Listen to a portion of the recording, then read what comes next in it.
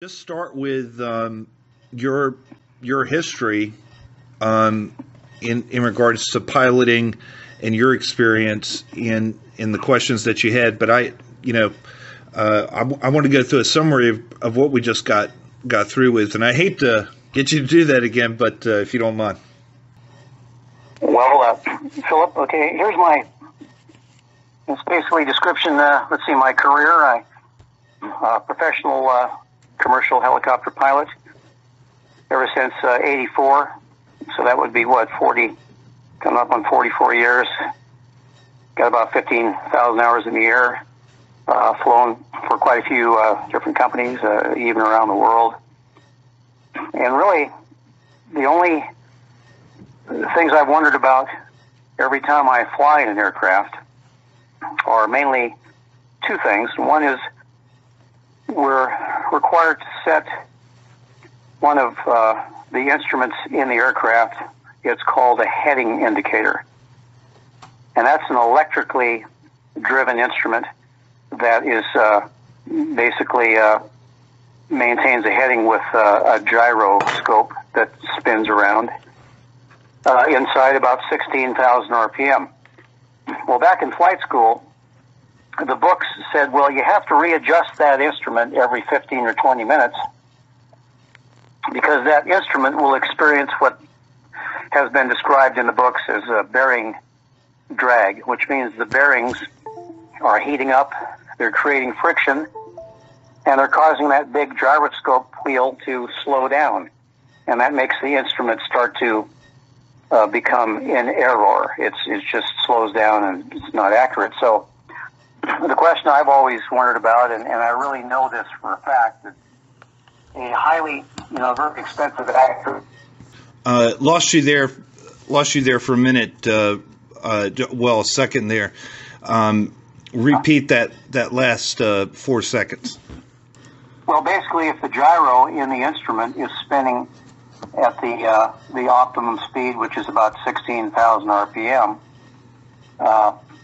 it doesn't lose its ability to maintain its accuracy. So the only way it'll start to go off is if you turn it off or it loses its source of power.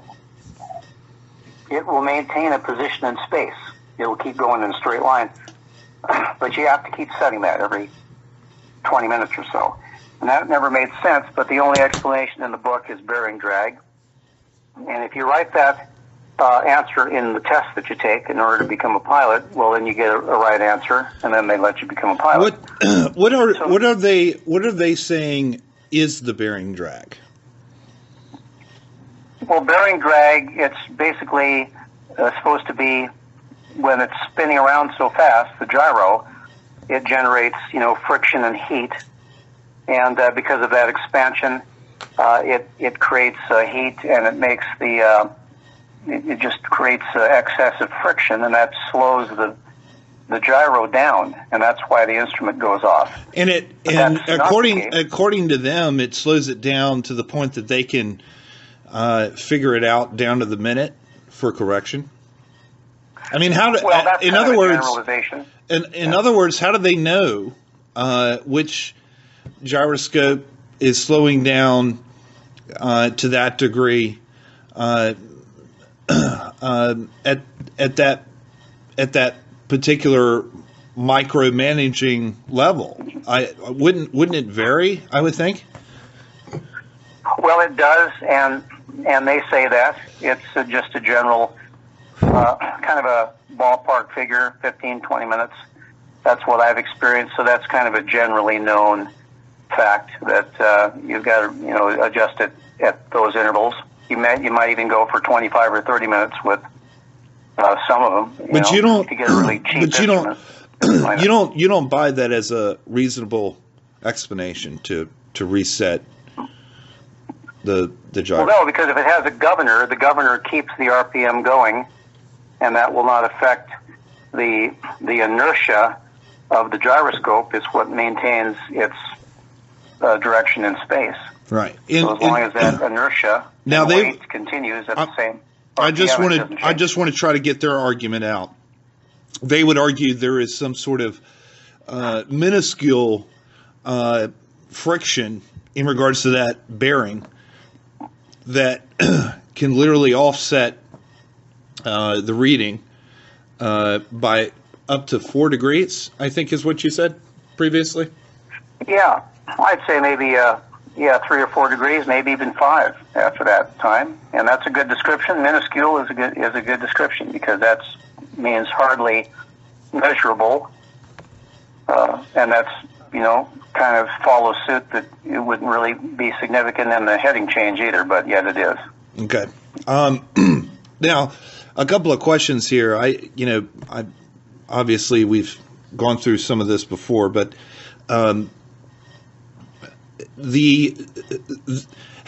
you ever gone in a particular flight heading and not reset that gyroscope, for instance, like you were told to do? I can't recall I've done that. Generally, it's a safety measure.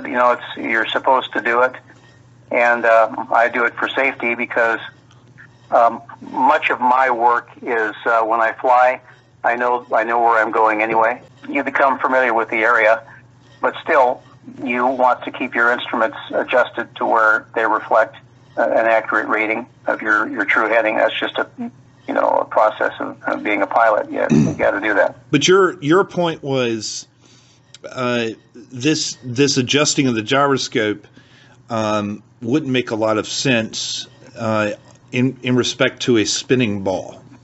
Yeah, if you're on a sphere and you were flying from point A to point B, say, as far as my thinking goes, you wouldn't have to adjust your gyro at all because it would be flying in a straight line over a spherical surface according to your magnetic compass.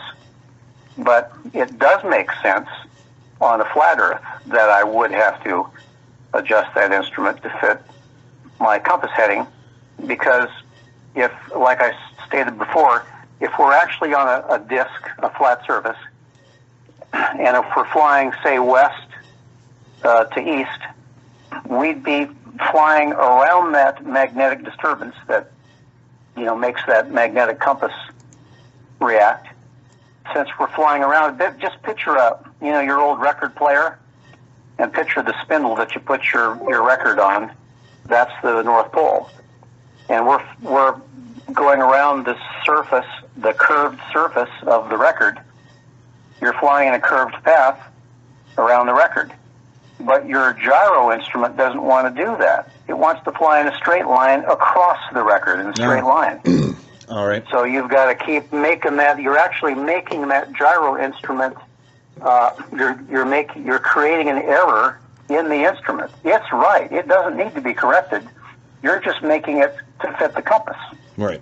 You're making it go off course. That's interesting. So the other point I wanted to bring out was talked about previously, the 8 inches per mile of curvature is not something you're ever told to account for as a pilot. And certainly not in respect to the tools and instruments and mechanical instruments that you have. There is nothing available to a pilot to make this information known. In other words, once you get up to a particular altitude, it could be 10,000 or 30,000 feet, you're going to stay there until you pitch the nose down. Yeah, that's true. And the thing is, pilots in general aren't physicists or engineers, so you learn that kind of a thing in college in that specific subject area. But basically, in all truth, pilots really, they don't need to know nothing. They just grab the wheel and they fly the aircraft. And I've spoken to a lot of aviators or pilots, as you call them, and they're not interested in talking about that stuff. It's just, you just keep the little airplane wings on the horizon, and that keeps you level. That's all pilots know, really. And they don't want to know anymore. They don't need to. They get a paycheck and they fly straight and level, and that's all they need to know.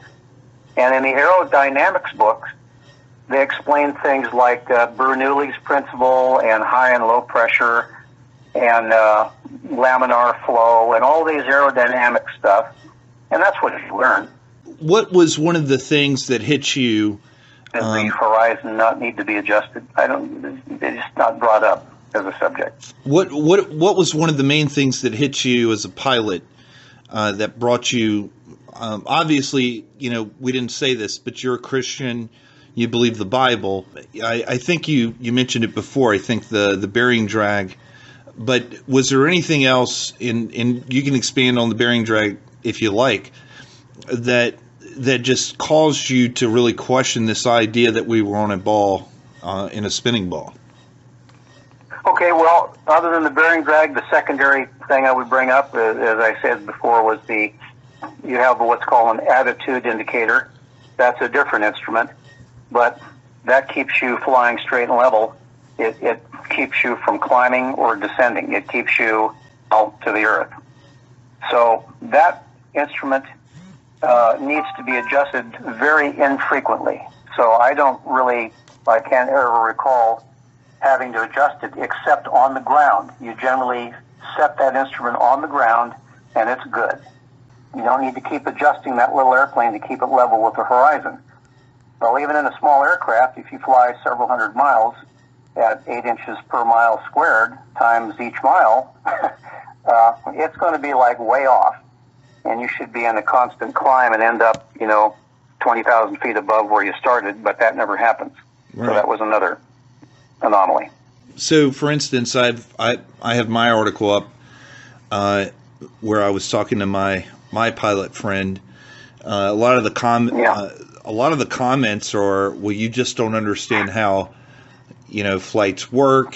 What would you say to people that would come out and just say that we're loony? We just need to have a sixth grade education in regards to physics on what we're talking about. Well, what I would respond to people, I've had these issues with people where, if you have a good friend, you can talk about this.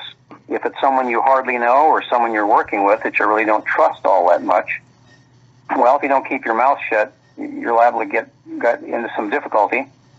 So my response to someone, let me preface that by saying, I'm sure you've noticed that most people that you talk with, anywhere, they have a knee-jerk or an automatic reaction of, whoa, wait a second, see you later, forget that, I don't believe in that, that's nonsense. They haven't even bothered to consider it or research it at all, but yet their initial reaction is very hostile. It's a radical, very hostile reaction. So that's the nature of people, at least today. So I would explain and it doesn't bother me. I've grown to just become immune to that because what I know to be true, that's it. No one's going to change that. If they're interested in what I have to say, good. If they're not, that's good too. But I'm different. If someone said to me, Lee, the moon is made of green cheese, I wouldn't laugh or say, well, that's stupid.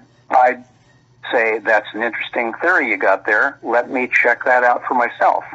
That's the way I believe people should approach that, but they don't.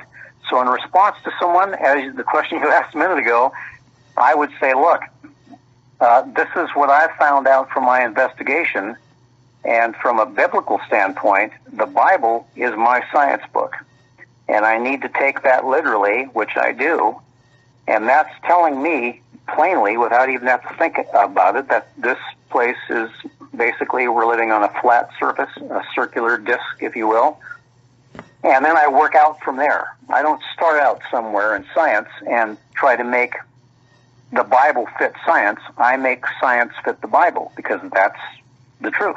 And of course, we're not arguing at this point that the Bible tells us about the genome and ways to do open heart surgery and things of that sort. What we're talking about is the basic concept of where mankind comes from, what we're living on, and I don't believe that any part of science has explained that in a scientific way, in the sense that it's observable, testable. We've been given a lot of photos. We've been given a lot of videos. I'm obviously with you. I can't even understand how people believe we went to the moon in 1969 and up until 1972, and we haven't been back. For decades. When we had the technology in 1969. And by the way, the technology included the idea of a delay of 2 to 3 seconds in regards to a person that was hundreds of thousands of miles away. I mean, my goodness, with all the satellites and everything we have now. So I'm with you on that. Here's the main issue. Yeah. Well, thanks. Here's the main issue I see, though, and it's clear to me. If you focus on the Bible as the truth, and you have a good understanding of it, and I believe it's describing a flat or a relatively flat plane that we're living on, a circular Earth. Okay, if you start there, a layer of molten glass, and God sits on it looking down at us, which it says in the Bible. I've read it. If you know that to be true, then you can't go through the firmament. You can't go out. You can't go anywhere. So none of that other stuff is even possible. It's not even worth considering. But people try to draw you away from that understanding and grounding in the Bible. They try to get you into these little separate. Does that even matter? Because if you can't get there, then what does it matter? If you can't put rockets or satellites up there in the first place, how are you going to go to the moon? So if you're well grounded in this flat Earth, biblical understanding of it, all of this other stuff you can see at its face, it's non-existent, it's not real. Because how would that happen if we're in an enclosed environment? Right. If you were to, let me make sure I get this right. Were you a pilot for 40 years? Yeah, 1976. Out of high school, and it's 2018, so that'd be 42 years. Let me ask you this: how high have you ever been? Well, I've been in the commercial jets there. I think the highest I've been I think it was like 42,000 feet. Oh wow! And that's looking out of the window. You know, everybody's done that, but almost everyone. You look out, what do you see? Well, I see a flat horizon. I guess the last thing is, and I think we brought this up, but let me just ask this. Have you had any conversations with other Christians regarding the issue, and what have you said? Well, I really haven't, I don't recall instantly any Christians that I've talked to this about. I've talked to some nice people about that, a few of them, but not very many, because you can't really trust a whole lot of people, especially in a professional setting. So generally you don't talk about stuff like that. You just don't want to do that. It's not advisable. I've done a few things like that before, and it's not turned out very well at all. Well, because people if you don't mind, describe one of the conversations you had when you brought it up. Well, I brought up a lot of the things that we've talked about, and usually I don't get much more than a minute or two into it, because I get this instant, like I said before, it was kind of a hostile, kind of a denial, knee-jerk, boy, that's crazy. It's almost like bringing up 9/11 in starting to point out. And, you know, here's the thing, I think we're probably on the same page, and if you don't mind, if I can call you by Lee, right? Yeah, correct. So I got to tell you, there is so much resistance, and I really believe that this is a compounded deception that we're dealing with here, and that's why it's met with so vitriol and hatred. We're not just talking about a spiritual deception which is upon the heart, but we're also talking about I think a intellectual commitment that is bounded itself to a deceived system where people have to unplug from. And look, I think ultimately that's through the power of the gospel in God's grace. But what is most disturbing to me is, Lee, so many Christians today that I truly believe with all my heart are saved and set free and are justified because they believe in the person and work of Christ by faith. But they are the most deceived right now in regards to a lot of these things. Well, I think they are.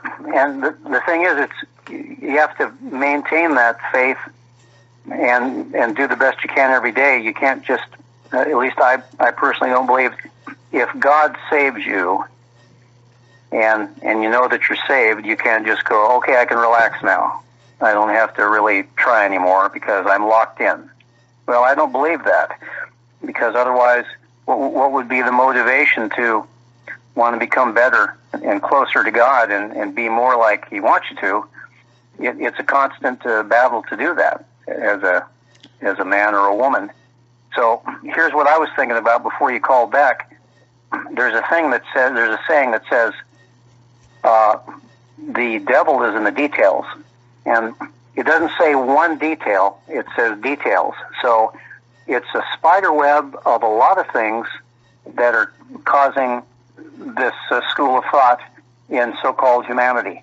It's not just one thing. It's a myriad of deceptions. It's not just one. It's a whole lot of them. No, and Lee, it's been going on for a long time now. Well, yeah, but here's a theory of mine. I can't prove this, but I believe it in my heart. I believe that God's allowed me to know this. All these people that you want to give an example of, government people, you can go, how about Hollywood? I mean, the singers, all these famous people. You're breaking up on me, Lee. Hold on. Come back. Is better? Yeah, I hear you. Okay. But I was saying all of these people on the earth that you see as people with massive success and talent, I believe that the most impressive people that you can think of, which is probably hundreds, are all exquisitely possessed by the devil. Huh. So the demons themselves have taken possession. It's like the movie The Exorcist. Well, that's absolutely true. It's not a theory. It's biblical. People become possessed, but they think that's a good thing. They think, well, geez, I can... You broke up for me again, Lee. Yeah. How about now? Yeah, I got you.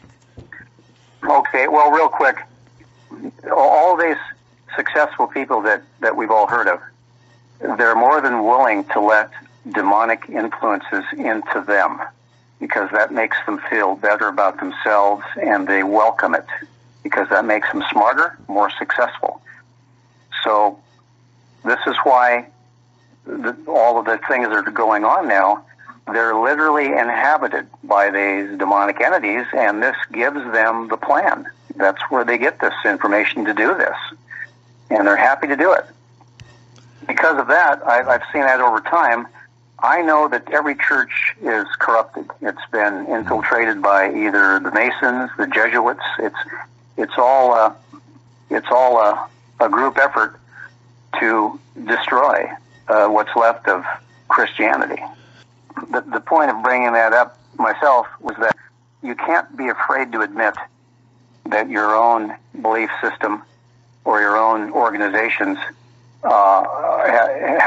haven't been affected. You have to admit that at a certain point, and most people aren't set up to do that. We don't have the ability to do critical analysis anymore. We were basically spoon-fed what to believe, whether it be in church or regarding politics. The thing is, here's the main problem with the way people think today, and I know this for a fact. It's if we're created by God, we're created with free will, correct? He created us with the ability to choose, because if we can't decide on our own to accept Him or to deny Him, well, then we don't have free will. We're not able to freely do that. So he has to give us choice. The point is, he made us with free will. That means we have the ability to choose anything. We're free. I'm sorry. He gave us the ability to choose and to have freedom. He gave us that. So man can't take that away. And he can't write new rules, and he can't write Patriot Act, and he can't write all of those things and take away the rights that we got from God. So people today, they don't know that. They haven't been taught that. Right. So if you told someone 242 years ago what I just said, they go, well, of course. And if someone tried to arrest George Washington for jaywalking, he'd blow their head off. He'd go, get away from me. What are you doing? No, I so see that's what you're how much the mindset. No, I see what you're saying there. The issue is America has turned into a police state. That's part of a Correct. design. The agenda, and we're talking the same language at that point. I'm just saying theologically, men are slaves until. Yeah. Well, back to the flat Earth thing. Here's the way I feel about that, Philip. I think there's something significant that's going to happen in that area. The reason why is because I'm sure you know as well as I do. If you're hitting a sore point, or if you're hitting home on a certain subject, you're going to get the more powerful your argument is, and the proof, the more violent the reaction. People don't want this getting out, and if they didn't consider it significant area of discussion, then deGrasse Tyson and Hawking and all these other people wouldn't be going on trying to get the YouTubes taken off and having counter arguments with all of this and calling people like us crazy. That wouldn't be happening. They'd be going, oh, you're one of those again. Yeah, don't worry about it. The reaction is significant, and they know that we're on point, and they're threatened by that. And that I see. And look, Lee, I'm at this point in my life with the issue of the flat Earth. I just want to see water curve over long distances. I want to see the rover on the moon. You can take that Hubble telescope and just turn it over there at any point, NASA. Just go ahead and do that for me. Yeah. I want to see some of these rockets go straight up into the air instead of arcing. Right. And I'll tell you what, the most convincing one is just put me on a rocket. I know some people probably just want to send me out of here anyway. But they probably do. But all these people that have went into space, so-called space, they're all Masons. People that are in the every loop. single one of them Masons. Every single one. Yeah. And so that's why it's a closed loop. And they're in on this whole plot for universal deception. That may sound paranoid to some people, but it's not. That's actually what it is. And it's just it's a mind job, and they're succeeding with it. And people believe anything they're thrown. They go, well, they got pictures of the Earth. It's obvious. And they got pictures of the little things on the moon, and that's fine. So they believe in pictures and what they're told. And that's where we're at. The moon. People that ever the problem is, the thing that disturbs me, Lee, is that most people aren't aware of all the lies. For example, the moon rock that was given to Holland, was proven to be a fake. It was a fake. Yeah. Lee, it's all like coincidence. Yeah. Go ahead. People believe that. One guy that I really admire. Don't know him personally, but I just think he had a lot of guts. And he interviewed. Still there? Yeah, I'm sure Google doesn't like this conversation, but whatever. I got you. Yeah. Anyway, I was talking about Bart Sibrel, the interviewing all the astronauts. Oh yeah, I've seen it. I've seen it. He's been kicked. He's been punched. He's been thrown out of houses. He's been threatened. And that wouldn't happen if that had actually happened. Well, you are, and the other thing is, as a Christian, what are you supposed to do? You're supposed to go out and witness, but it doesn't do you much good if no one wants to listen to you. That's our duty as Christians. Well, yeah, but if you try to discuss this subject with someone, and you try it 4 or 5 times, and then pretty soon they go, no, get out of here. I don't want to see you again, or I'm going to, knock you in the head. Well, that's pretty much an indication that you just better leave that one alone. Well, and look, I think, Lee, in all fairness, you and I were that way. I certainly had people in my life that sowed seeds in that particular way. They didn't come full out on flat Earth or anything like that. But I think R.C. Sproul said it best. We're in an age now of technological advancement to where there's no excuse for people to continue to live in this level of ignorance. Absolutely, but it's preventing them though. They're still not catching on. Lee, let's kind of just sum this up. I really appreciate you, by the way. God bless you. I really appreciate your courage. I'm obviously not going to give your full name, but I really appreciate you coming forward and contacting me about the flat Earth as a pilot and your concerns and your ability to articulate inconsistencies in flying. But let's sum this up. If you could summarize just everything we've talked about and just give a closing word to people that would be listening to this, what would you say? Okay. Well, I guess I would say this. The Earth is fixed. It's immovable. There's a big firmament up there. And as a pilot, I've discovered those inconsistencies we talked about, and no one is ever going to answer those. It's not a part of something that anyone wants to talk about. Just mark the right answer on a test, and you're good to go. And no, they don't want to. Number one, I've learned people don't want to be responsible for the truth. So to avoid that, they don't learn it. They don't want to know it. They refuse. That way they don't have to be responsible for it, because it takes action once you know the truth. That's pretty much all I got to say about it. Well, that's right. Peter says it was better for them not to have known the way of righteousness than to have known it and then turn away. Well, Lee, correct. Look, I really appreciate talking with you. I really appreciate you. I think the final answer is to fight for the truth, and God's word is truth. And correct. I think it's but as you simple have to as start that. there. Yes, right. Don't start with science. Don't start with YouTubes. Don't try to make the Bible fit the science. You need to blend that science and make it fit with what the Bible says, because that is actually the facts. It's not all the theories. Those are the facts. Does he know more about that than we do or not? Exactly. Yeah.